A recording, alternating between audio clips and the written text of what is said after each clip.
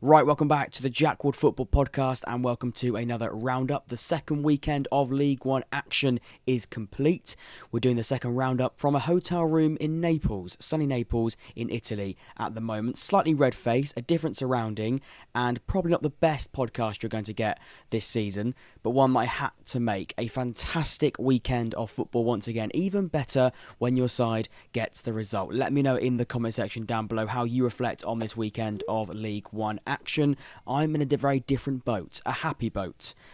Oxford United beats Carlisle by 1-0, but let me know how you feel. I'll be replying and responding to all of those as per usual. Let's get straight into it, beginning with the first game at the Kassam Stadium between Oxford and Carlisle.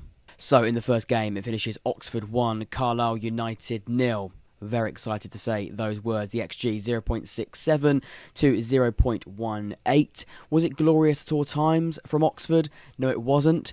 But it was the first win, the first clean sheet, and actually the first goal of the season for the Yellows. And that's all that matters. For Carlisle, they were a really tough nut to crack. We knew that. But Oxford, they stayed strong and found a way in the end. You can see by looking at the graph in front of you. Oxford settled in that second half. The first 15-20 minutes and really through the game, it was quite patchy. Moments of quality here and there. Much better in that second 45. Like I say, we settled down and you could really see those attacking patterns of play coming to fruition, something that in the last game and most of last season was a big problem. Still work to be done. We're not going to get overexcited and go overboard with it, but it was important that we did get the result and we found a way in the end. Like I just said in the introduction, we managed the game well, especially in those last few moments when we were hanging on to a 1-goal lead. We did manage the game really well. O'Donkor a big part of that. But you can see by looking at the graph, second half much better. Carlisle tried to really give it a go in that first 20 minutes. They will be a very difficult opposition for many sides this season. I do believe that. They're going to be very hard to break down. They were difficult to break down today. Playing that low block, playing a very flat five with a back three behind that. They are going to be a relentless, hard-working, well-organised side. Everything you expect, really, from a Simpson setup that Carlisle have got going on there. Really well-organised. And Oxford, we did have to be a little bit more adventurous in the way that we attacked. And against Cambridge, that was a big downfall for Oxford. When you look at the stats, dominant really when it comes to possession, 57% possession, home side, Liam Manning. You'd probably expect that, especially with the way that Carlisle want to play and intend to play. The big red flag for Carlisle would have to be that 0 shots on target there. That is their biggest problem, and that was their biggest problem. Not enough, no threatening showing against James Beadle in goal, and that will be their problem. And then when they reflect on that performance, that will be the issue. They've got to be more testing of the goalkeeper, and if you're going to play that way, they've got to be threatening on the counter-attack. And when they do come forward, they're not going to have a flurry of shots with a flurry amount of possession. They're going to have to be clinical and take the chances if they can create them, and they didn't really do that, and that'll be a red flag, and that'll be a problem when looking back on it. Oxford still do need to improve going forward. I would say that as well. 3 shots from 14, 3 shots on target from 14 in total is still quite poor and will need to be improved on. In that second half, you still are screaming, and in that first half as well, but in both, you're still screaming, somebody just take a shot, take a hit. Billy Bowden had quite a few, Cameron Brannigan had a couple from outside the area, but in and around the penalty box, just take a shot, have an effort, and test the goalkeeper. And we're still lacking that little bit of confidence. Really pleased with Harris with his first goal, hopefully one of many. To get a striker scoring goals early on in the season is exactly what you want to see, and Harris was fantastic at doing that. Question marks over the finish he intended to do. In the end, it goes in, and right now, and you'd say across the entire season, whenever it is, that's all that matters, and that should be the only focus for a striker, getting the ball into the back of the net, and he did just about. To summarise, Oxford, it's job done, and we spoke about it with a few clubs last week. Sometimes grinding some results out, performance in the early parts of the season, I'd say, are slightly more important. If you can get a result with it, fantastic. You need to get points on the board early as possible. However, performance today, much better in that second half, and it was almost a mixture of grinding down the opposition and finally hitting the back of the net with a goal that just needed to come as soon as possible, and it thankfully did in the, I think, 79th minute, I want to say. Might be a little bit earlier than that. 76th minute, slightly earlier, but fairly late on in the game. It was panic stations as a supporter, but the players, they did stay calm, and that's important when you are going through a little bit of a rut over a season and 2 games of being not as fluid in the goal scoring area.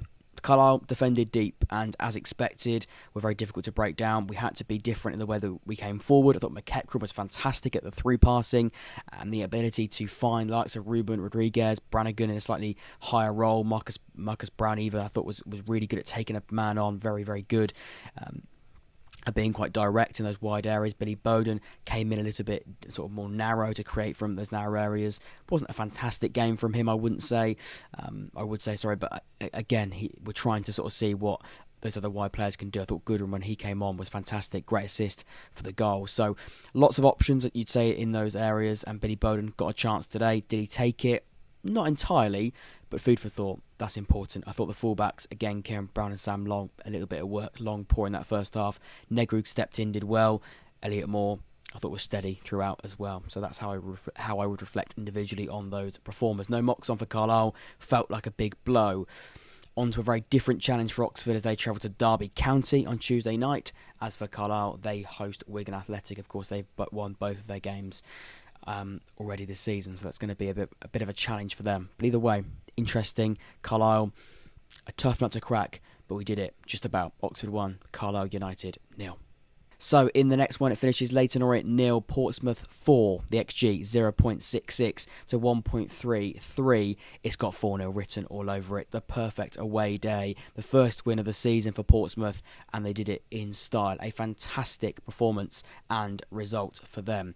Let's go straight to the graph in front of you. Maybe a slightly more even game than the scoreline does suggest, but Portsmouth definitely better in those moments. When Portsmouth came forward, they made Orient pay.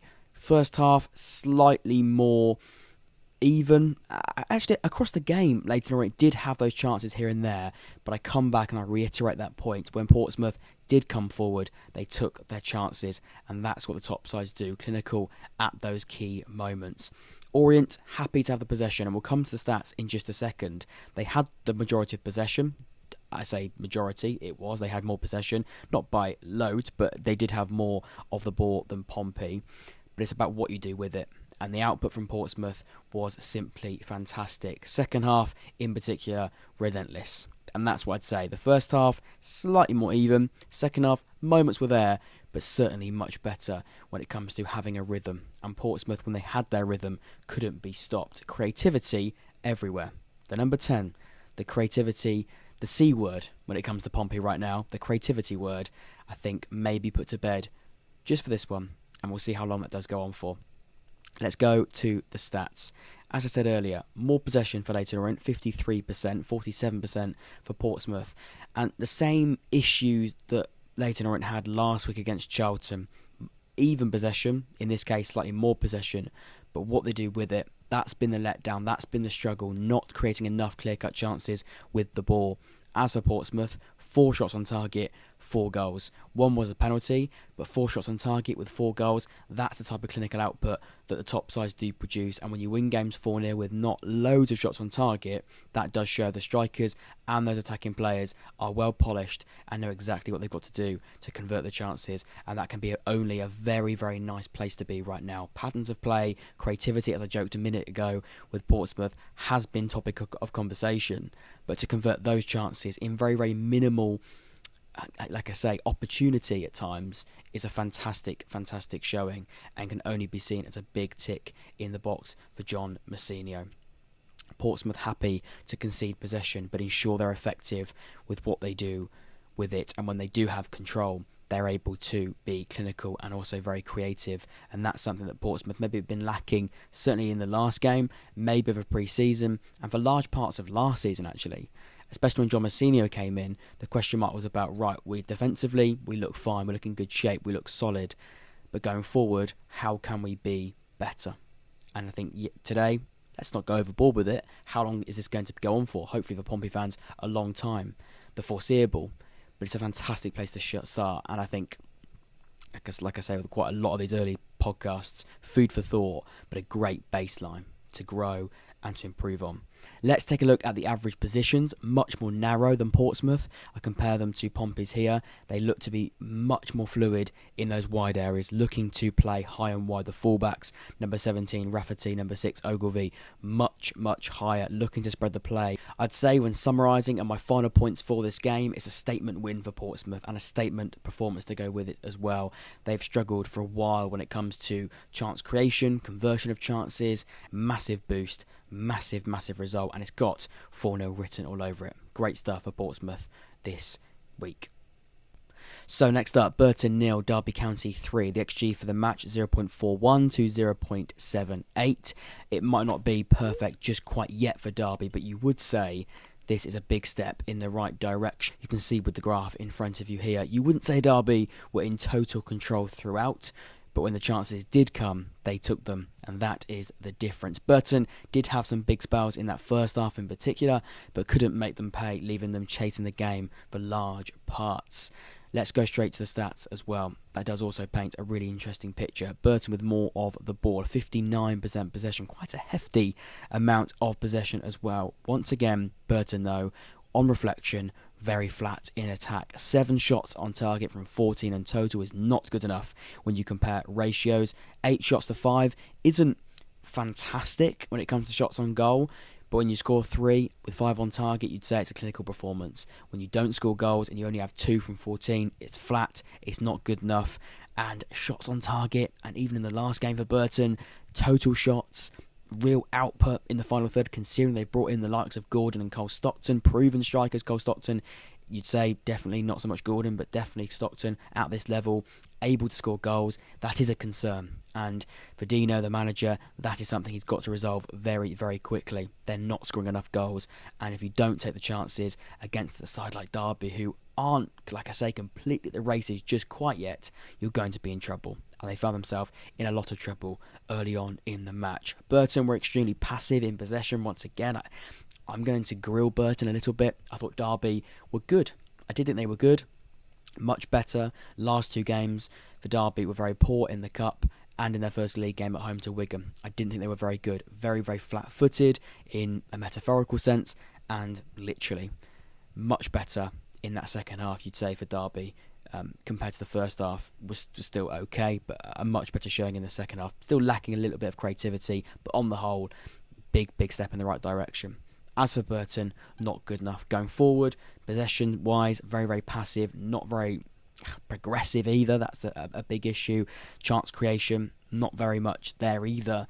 And Derby, completely the opposite, much more ruthless going forward, netting 3 from 5 on target, like I just mentioned there, is a fantastic example of what I mean by being ruthless and being relentless when getting into the attacking phase. Derby also much better defensively. I'll scroll down here as well, not a good showing for the defensive stats either when you compare them to Burton. 15 tackles, 10 interceptions, 19 clearances, total duels, more of those as well, completely wiping the floor of the home side.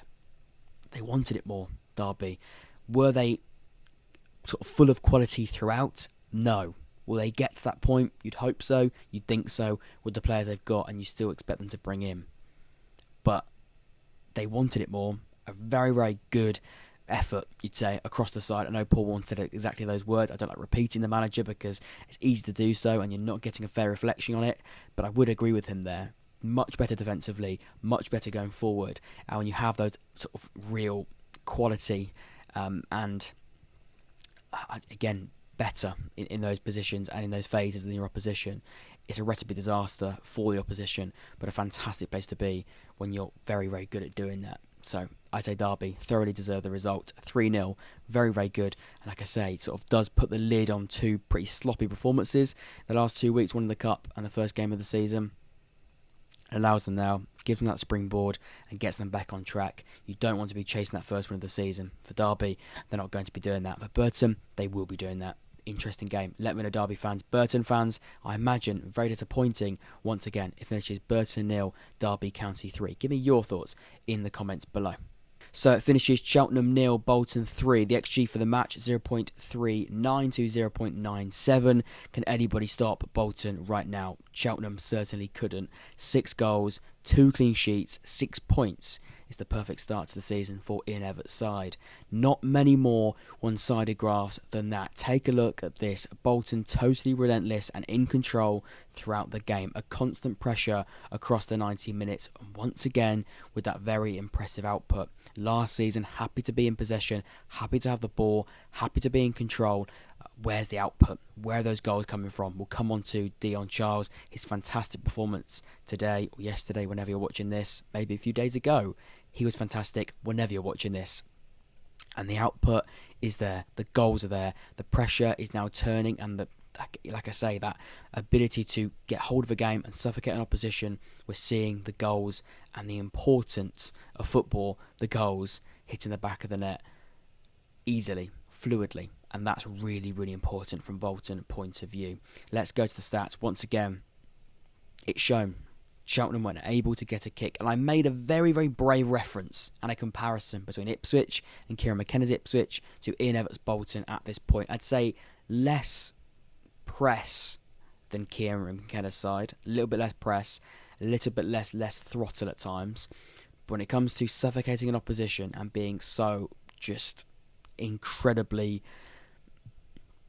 I'm going to have to use that word again, relentless in that attacking phase, in those areas of real concern for Cheltenham in this case, they are very, very comparable. And that can only be a massive, massive positive for Bolton when you're comparing such a fantastic Ipswich side, one of the best that League One has ever seen.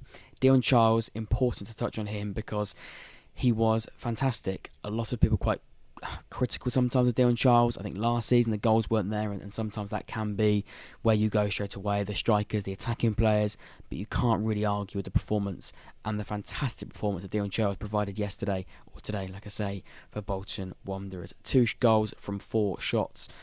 Total shots, 3 were on target, very intrusive. In fact, I can click on his individual player here and show the shot map, and also importantly, the shot map is there. His heat map was very, very telling, very intrusive, very much trying to get in the face, in the box, be that very different Dion Charles that we've seen as well. And he can come deep, you can see, likes to spend a lot of the time sort of in those deeper roles in zone 14, but wants to be a presence in the penalty area.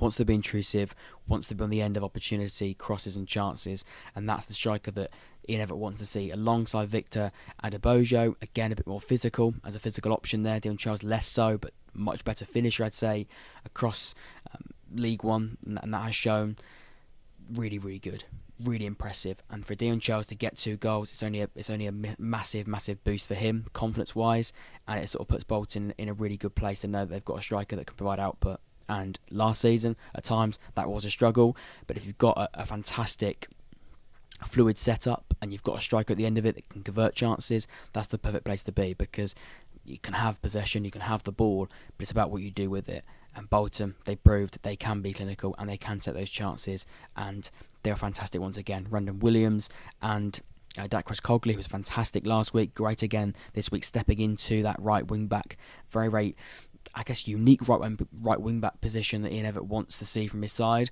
stepping in fantastically well. So to summarise this game and my final points on it, the bottom line is Bolton are excellent right now. They're red hot, both going forward and defensively. In both of those departments, they are sharper than ever. Cheltenham were a mixture of poor and completely powerless. That's important to mention. They weren't very good. Bolton were fantastic, but they couldn't do much about it, Cheltenham. They really couldn't do too much about it. They were left in a position where they were chasing the game throughout. They couldn't get near them. They were just brushed aside quite aggressively, if I could say that. Just couldn't get near them. They couldn't get a rhythm. They couldn't get a foothold. They couldn't stop and create their own rhythm. They just were... It was wave after wave. It was wave after wave, and it couldn't be stopped. It was a tsunami of Bolton attack, and that is something that Cheltenham couldn't get hold of. They couldn't defend against it, and they were left panicked and chasing throughout. Bolton, they go top of the table and look in fantastic shape, and you'd say Bolton, some very, very exciting conversations before the start of the season. 2 games in, they're looking at a fantastic place right now. So it's time we go around the grounds, touching on all of the other games in Sky Bet League 1 this weekend. First up, Bristol Rovers 1, Barnsley 1, Exeter 0, Blackpool 0. Fleetwood 0, Cambridge 2. Back-to-back wins for Cambridge, making me feel a little bit better about that opening day defeat at Cambridge United. Lincoln 3, Wycombe 0. Back-to-back defeats for Wycombe. Not good at all. Really finding it difficult to gel, find their feet. Lincoln fantastic. A reaction from their 3-0 defeat at the opening day at Bolton. Peterborough 1, Charlton 0, Port Vale 1, Reading 0. Not good for Reading. Back-to-back defeats for them, still chasing their first point of the season. Stevenage 2, Shrewsbury 0. And finally, Wigan come from behind to defeat Northampton by 2-1. That is all of the scores across League One, and of course 4 games in real detail as well. Apologies for the very makeshift setup, the quieter voice, and like I say, the strange lighting, the strange background, and probably not as much in-depth analysis as I like to provide you here for these roundups, but I had to touch on the games. I had to give as much insight as I could in a short amount of time. We know what the hotel Wi-Fi is like in European countries, and anywhere where you are in hotel, it is questionable, up and down. So we'll see how this comes out. Hopefully you do see this video. That would be good, wouldn't it? In the end, though, let me know in the comments below how you feel on it. I'll be replying and responding to all of those thoughts as per usual as well. I've been Jack. This has been the Jack Ward Football Podcast. Check out that League One podcast between me, Nappers, Jake and Tom coming out on Monday. Nappers, we all won other than Nappers. Prepare for a meltdown from him. Until next time, I've been Jack. Take care.